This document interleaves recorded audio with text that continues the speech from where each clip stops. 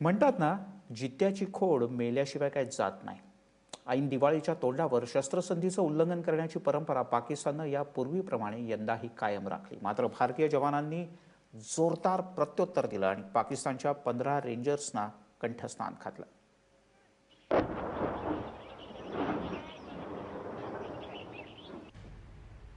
सणवार जवळ आले की सीमेपलीकडचा शत्रू कसा सक्रिय होतो त्याचा हा सबळ पुरावा.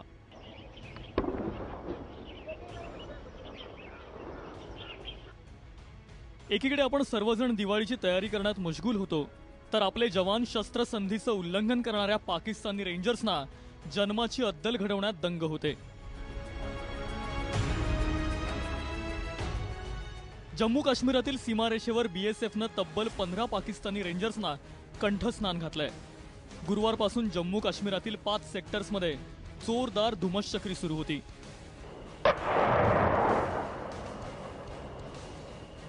संध्याकाळी 5च्या सुमारास पाकिस्तानी सैन्यानं अचानक गोळीबार सुरू केला. भारतीय जवानांनी देखील ईट का जवाब पत्थर से देणं पसंत केलं. भारताचा हल्ला किती तीव्र होता याचा अनुभव पाकिस्तानातील शकरगडमध्ये तैनात पाकिस्तानच्या सैन्याला आलाय. सीमा न ओलांडता भारतीय सैन्यानं जम्मू काश्मीरच्या सांबातून शकरगडवर हल्ला चढवला. भारतीय जवानांच्या हल्ल्यानंतर पाकिस्तानच्या तुकडीची चांगलीच दाणादाण उडाली. सब ये इतना जितनी जबरदस्त फायरिंग आज हो रही है, इससे पहले कभी भी नहीं हुई. तो लोग अपने घर वगैरह छोड़ के भाग गए हैं. तकरीबन जितना ये सभी गांव जो है ये छोड़ के अपने घर को भागे हैं. कुछ लोग नाले में पत्थरों के नीचे छुप के गुजारा कर रहे हैं और कुछ लोग अपने मकान में जो खुफिया थोड़ी जगह है साइड में उसमें छुपे हुए हैं. 28 आणि 29 सप्टेंबरला भारतीय लष्करानं केलेला सर्जिकल स्ट्राईक नंतर पाकिस्तान चांगलाच खवळलाय. सर्जिकल स्ट्राईक नंतर पाकिस्ताननं तब्बल 56 वेळा शस्त्रसंधीचं उल्लंघन केलंय.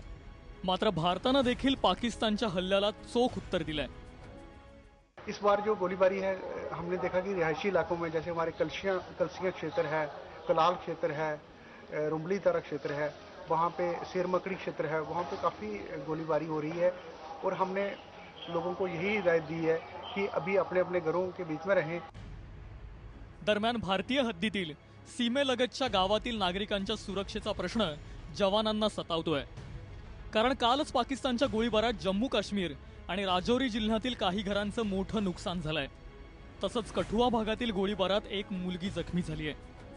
त्यामुळे गावकऱ्यांना सुरक्षित ठेवून शत्रूचे अड्डे नेस्तनाबूत करण्याचं दुहेरी आव्हान भारतीय लष्करासमोर उभं ठाकलंय.